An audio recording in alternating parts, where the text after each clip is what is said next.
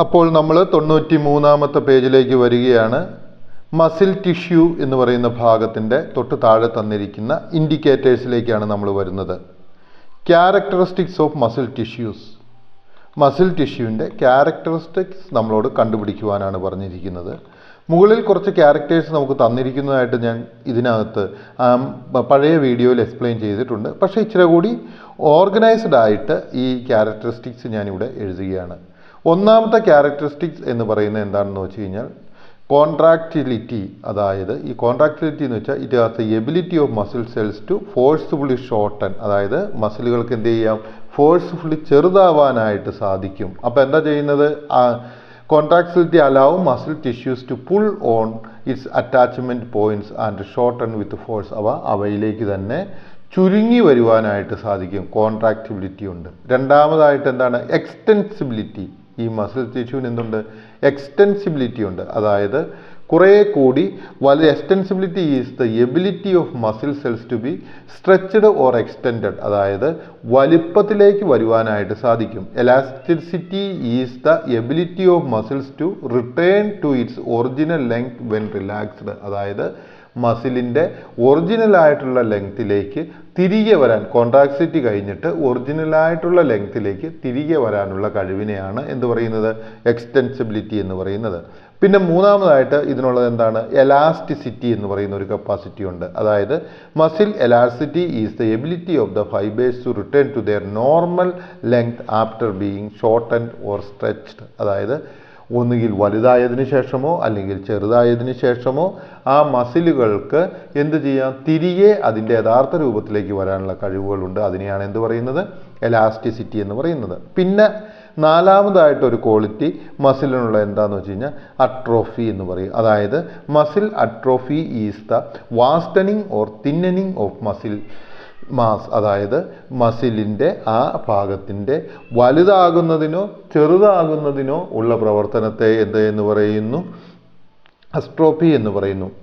അടുത്തതായിട്ട് നമ്മൾ പഠിക്കാൻ പോകുന്ന ഏതാണ്, ഹൈപ്പർ ട്രോഫി എന്ന് പറയുന്നു. Hyper trophy is an increase in the size of cell. അതായത് മസിലിൻ്റെ ഈ ഇൻക്രീസ് ചെയ്യുകയാണ്. അല്ലെങ്കിൽ അതെന്ത് ചെയ്യാം, വിത്ത് ടു വേരിയസ് സ്റ്റിമുലി. അതായത് ഉദ്ദീപനങ്ങൾക്ക് അനുസൃതമായിട്ട് മസിൽ സെല്ലുകൾക്ക് വളരുവാനുള്ള കഴിവിനെയാണ് ഹൈപ്പർട്രോഫി എന്ന് പറയുന്നത്. പിന്നെ നമുക്കറിയാം എന്താണ് ചെയ്യുന്നത്, അവയുടെ ക്യാരക്ടർ എന്താണ്, മൂവ്മെൻറ്റ്സ് അവയുടെ സഹായത്താൽ ക്യാരക്ടറാണ് മൂവ്മെൻറ്റ്സിനെ സഹായിക്കുന്നു. അവ എന്തു ചെയ്യുന്നു, മൂവ്മെൻറ്റ്സിനെ സഹായിക്കുന്നു. ഓക്കെ. പിന്നെ ഇനി എന്താണ് നമ്മൾ ചെയ്യിക്കുന്നത്, other cells they contain more microfilaments. അതിനകത്ത് കൂടുതൽ മൈക്രോ ഫിലമെൻറ്റ്സ് ഉണ്ട്. ആ മൈക്രോ ഫിലമെൻറ്റ്സ് നിർമ്മിക്കപ്പെട്ടിരിക്കുന്നത് എന്തുകൊണ്ടാണ്, പ്രോട്ടീൻ കൊണ്ടാണ്. ആ പ്രോട്ടീൻ ഏതെല്ലാമാണ്, ആക്റ്റിൻ ആൻഡ് മയോസിൻ ആണ്. ഓക്കെ. ഇത്രയും നിങ്ങൾക്ക് ഇതിന് കോൺട്രാക്ട് ചെയ്യാനും റിലാക്സ് ചെയ്യുവാനുമുള്ള കപ്പാസിറ്റിയും കഴിവും മസിലുകൾക്ക് ഉണ്ട്. ഓക്കെ. ഇത്രയും കാര്യം നിങ്ങൾക്ക് മനസ്സിലായെന്ന് വിചാരിക്കുന്നു. ഇവിടെ ക്ലിയർ ആയിട്ട് തന്നിട്ടുണ്ട്. ഇനി ആർക്കെങ്കിലും ഇതിൻ്റെ ഒരു ഹാർഡ് കോപ്പി വേണമെങ്കിൽ ഇതിൽ തന്നിരിക്കുന്ന നമ്പറിൽ വാട്സപ്പ് ചെയ്യുക. ഇനി നമ്മൾ പോകുന്നത് 42-ാമത്തെ ഭാഗത്തേക്കാണ്. Proteins in the muscle cells and their importance. എന്താണ് ചോദിച്ചിരിക്കുന്നത്, മസിൽ സെല്ലിലുള്ള പ്രോട്ടീൻ, അതായത് ഇൻഡിക്കേറ്റർ രണ്ടാമതായിട്ട് തന്നിരിക്കുന്നതാണ് protein in the muscle cell and their importance. അതായത് മസിൽ സെല്ലിലുള്ള പ്രോട്ടീനുകളും അല്ലെങ്കിൽ പേശീകോശങ്ങളിലെ പ്രോട്ടീനുകളും അവയുടെ പ്രാധാന്യവും എന്താണ് എന്നാണ് ചോദിച്ചിരിക്കുന്നത്. ഓക്കെ. എന്തെല്ലാമാണ്, main proteins in muscle cells are actin and myosin. എന്തൊക്കെയാണ്, മെയിനായിട്ട് മസിൽ സെല്ലിൽ കാണപ്പെടുന്ന പ്രോട്ടീനുകൾ ഏതെല്ലാമാണ്, ആക്റ്റിനും മയോസിനുമാണ്.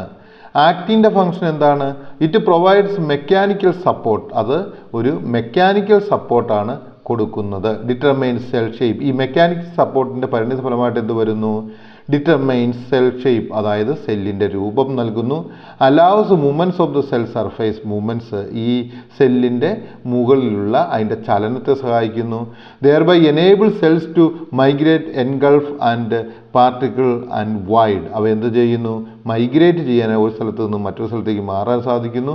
ഒന്നിനെ അത് കവർ ചെയ്തെടുക്കുവാനായിട്ട് സാധിക്കുന്നു. എൻഗൾഫ് പാർട്ടിക്കിളിനെ എല്ലാം അത് കവർ ചെയ്തെടുക്കാനായിട്ട് സാധിക്കുന്നു. അതുപോലെ തന്നെ ഈ ആക്റ്റിൻ എന്ത് ചെയ്യുന്നു? ഈ സെല്ലുകളെ ഡിവൈഡ് ചെയ്യാനായിട്ടും സഹായിക്കുന്നു. ഇനി മയോസിൻ്റെ പ്രവർത്തനം എന്താണ്? It converts chemical energy in the form of ATP to mechanical energy. ഇവിടെ എന്താണ് സംഭവിച്ചുകൊണ്ടിരിക്കുന്നത്?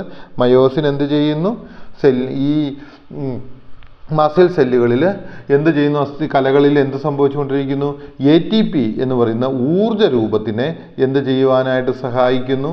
അവ കൺവേർട്ട് ചെയ്യുവാനായിട്ട് ഊർജ രൂപമായിട്ട് പേശികോശങ്ങളിലേക്ക് ഊർജ രൂപത്തെ ATP കൺവേർട്ട് ചെയ്ത് ഉൽപ്പാദിപ്പിക്കുന്നതാണ് എന്ത് ചെയ്യുന്നത്?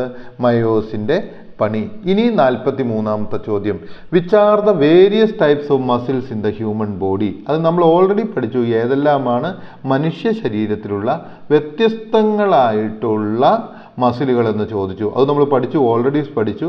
Skeletal, cardiac and smooth muscle. ഇതാണ് നമ്മളുടെ ശരീരത്തിലുള്ള വ്യത്യസ്തങ്ങളായ കലകൾ എന്നുള്ള കാര്യം നമ്മൾ പഠിച്ചു. ഏതെല്ലാമാണ്? സ്കെൽറ്റൽ മസിൽ അല്ലെങ്കിൽ അസ്ഥിപേശി, സ്മൂത്ത് മസിൽ അല്ലെങ്കിൽ മൃദുലപേശി, അല്ലെങ്കിൽ കാർഡിയാക് മസിൽ അല്ലെങ്കിൽ ഹൃദയപേശി. ഇവയെല്ലാമാണ് എന്നുള്ള കാര്യം നമ്മൾ ഓൾറെഡി പഠിച്ചിട്ടുണ്ടല്ലോ. ഇനി നമ്മൾ പോകുന്നത് അല്ലെങ്കിൽ നമ്മളോട് പറഞ്ഞിരിക്കുന്നത് analyse the illustration 4.5 do the given activity and complete table. നമ്മളോട് പറഞ്ഞിരിക്കുന്നത് എന്താണ്? ഈ ഇലിസ്ട്രേഷൻ ചിത്രീകരണം 4.5 നമ്മളോട് എന്ത് ചെയ്യാനാണ് പറഞ്ഞിരിക്കുന്നത്?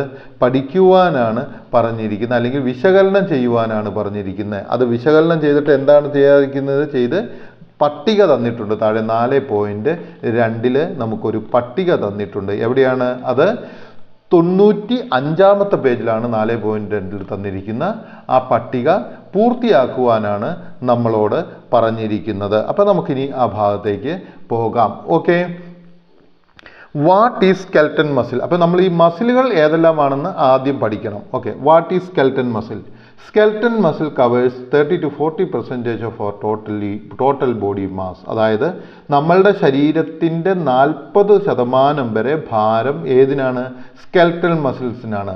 These muscles connect to our bones and allow us to perform wide range of movements and function. ഈ സ്കെൽട്ടൻ മസിൽസ് എന്താണ് ചെയ്യുന്നത്?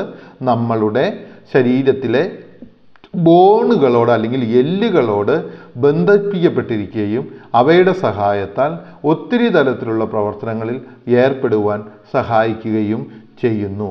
Skeletal muscles are voluntary, meaning we control how and when they should work. അതായത് ഈ skeletal മസിലുകൾ എന്താണ്? Voluntary ആണ്. Voluntary എന്ന് വെച്ച് കഴിഞ്ഞാൽ എന്താണ്? വോളണ്ടറി മസിൽ എന്ന് വെച്ച് കഴിഞ്ഞാൽ അവ നമുക്കിഷ്ടമുള്ളപ്പോൾ നമ്മൾ അവയെ പ്രവർത്തിപ്പിക്കുന്നു.